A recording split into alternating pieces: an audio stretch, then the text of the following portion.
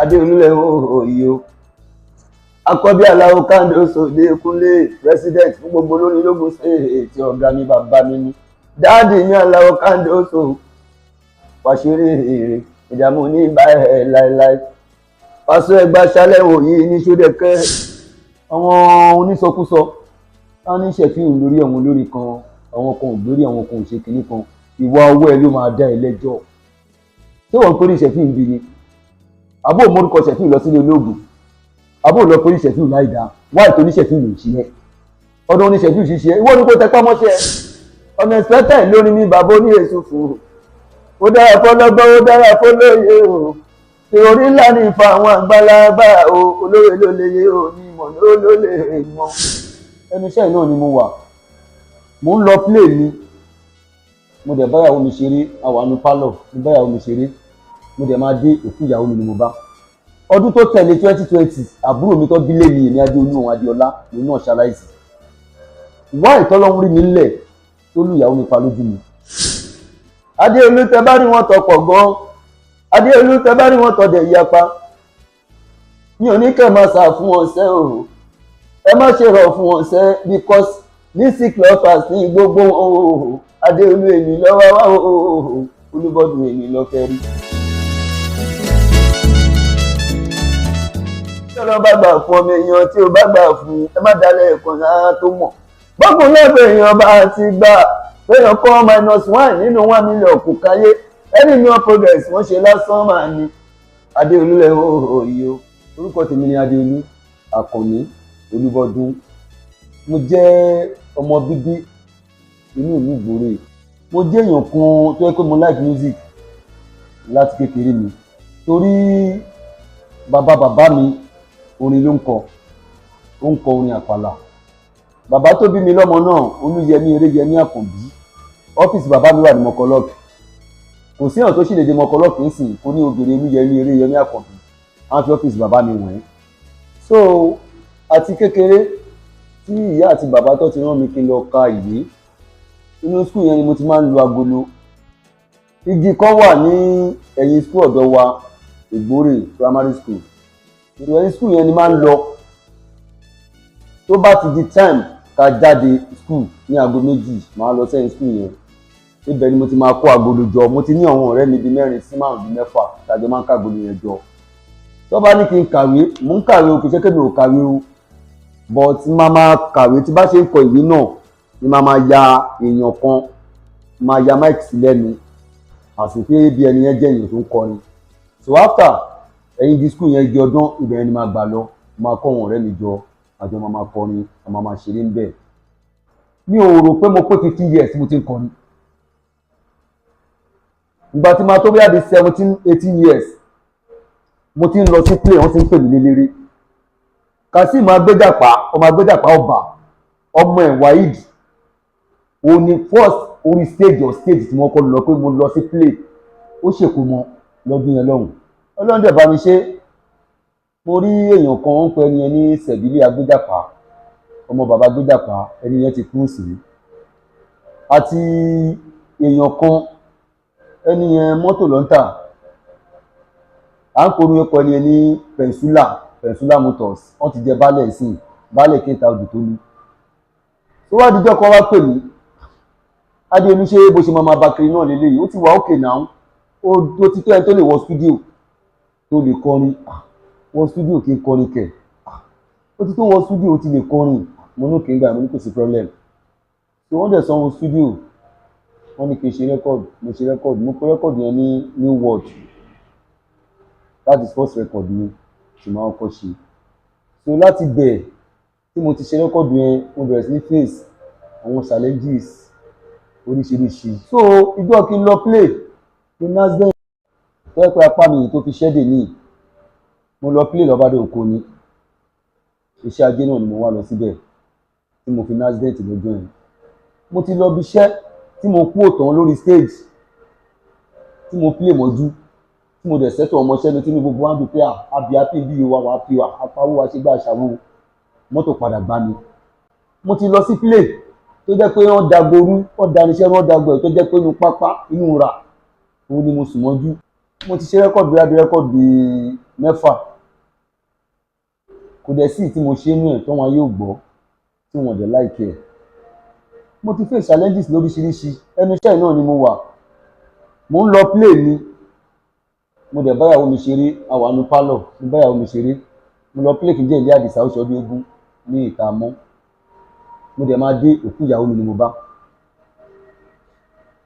òkú ìyàwó mi ni mo bá, that's 2018 February 24 to 25 ọjọ́ Friday mọ́jú Saturday. So òkú ìyàwó mi ni mo bá ń lé, but alhamdulillah àwọn ọmọ tó bí fún mi mo dúpẹ́ lọ́wọ́ Ọlọ́run. Ọdún tó tẹ̀lé 2020 àbúrò mi tó bí lé mi èmi Adeolu òun Adeọlá lòun náà ṣaláìsí. So láti gbà yẹn iṣẹ́ yẹn ń lọ but mo dúpẹ́ mo ò sínú eléré tó máa torí iṣẹ́ lẹ́pẹ̀ta ló fẹ́ play bẹ́ẹ̀ yẹn tọ́hun èèyàn máa kò sí.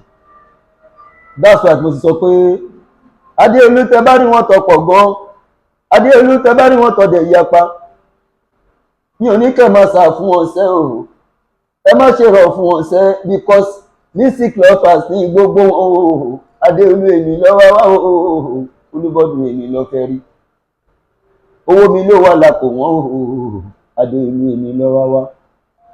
Many people ló máa ń pè mí Pasó Ẹ̀gbá, kò dẹ̀ sídìí kankan ju wípé voice tí mò ń lò ó jọ Pasó, kò dẹ̀ ń ṣe tó bí pé èèyàn kan ló fún mi ní voice tí mò ń lò, èmi fún ara mi kọ́ ni mo sọra mi ní Pasó Ẹ̀gbá, àwọn èèyàn ló sọ mí ní Pasó Ẹ̀gbá as a voice mi. Pasó Ẹ̀gbá ló ní o, àwọn ẹ̀jọ̀ ń Pasó ló mú mi ṣe rẹ́kọ̀dù kan fún Pasó, PAMU Pasuma o, ló jẹ́ godfather ìjọba lọ́gá ńlá, PAMU Pasuma o, ló jẹ́ o godfather ìjọba lọ́gá ńlá. Adeolu tẹ́yọ̀ bá ṣe tákì kó ṣe o, ẹ ò lè fẹ́ ni tó ṣe rẹ ní tí ò ṣe àwọn ní tí ò ṣe Pasó. Bẹ́ẹ̀ yẹn ṣe yàn, àwọn ní sọ kó ṣe yàn, ẹni bá kọ́lé tó ń sáwó bá bẹ́ẹ̀ sínú òun, Adeolu bẹ́ẹ̀ ni ó bá jẹ́ níbẹ̀ wọn ò lè sọ. Gbogbo tó tònú lórí Pasó ni o, mo sọ bí ẹnu sí láì o, bí ọkọ̀ kẹrí àmú o, ti Yorùbá o, Olúbọ̀dún ti Yorùbá o, àwọn Yorùbá tó ń pè ní ìkémù o, báwa sì tẹ́tí ẹ bá ń já nílé o, wọn ò pé kú, wọn ò pé rùn, torí mo fẹ́ dénú mo ń pè rí ṣùgbọ́n báràkà Pasó lẹ́ni bí ẹni òun èèyàn bí èèyàn ló jẹ́ kẹ́fì bọ́ọ̀dì máa gbé fún. Ọlọ́run wọn ní ẹ̀kọ́ tó jẹ́ Pasó ló gbé fún o, ipá ìṣẹ̀lẹ̀ kìíní tí ò lè bí èrè tán ẹ̀fì ìgbà fún ẹ.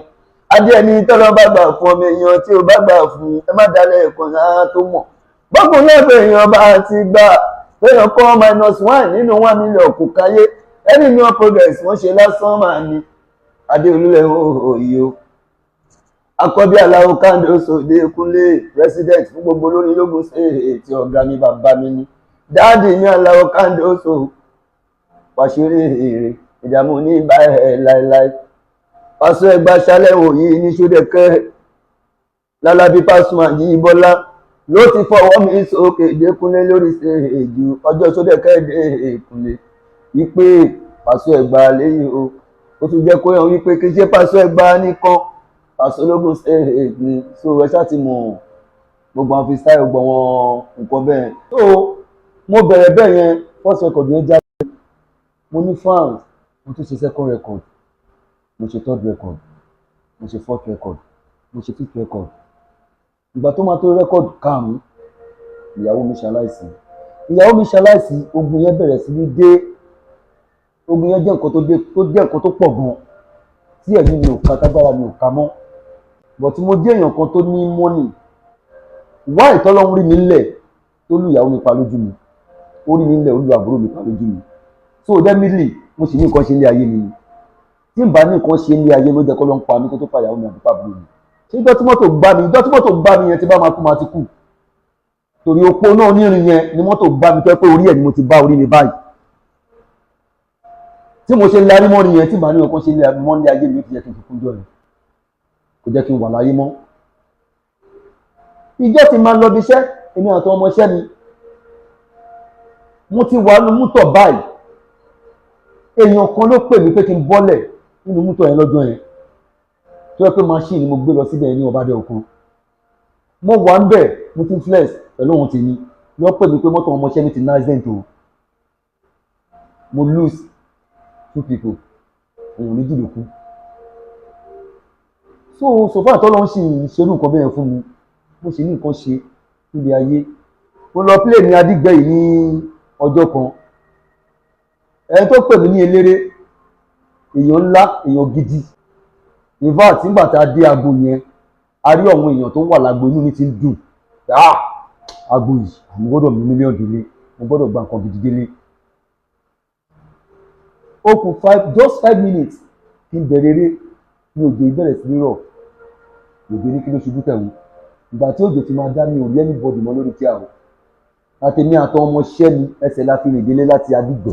Ẹgbẹ́ táwa ìlú àwa star ní Adeolu, ìlú Ẹ̀gbá táwa ìlú àwa star ní Ẹ̀gbá kéré àwa ìrònú ẹ̀yà pọ̀ gan-an.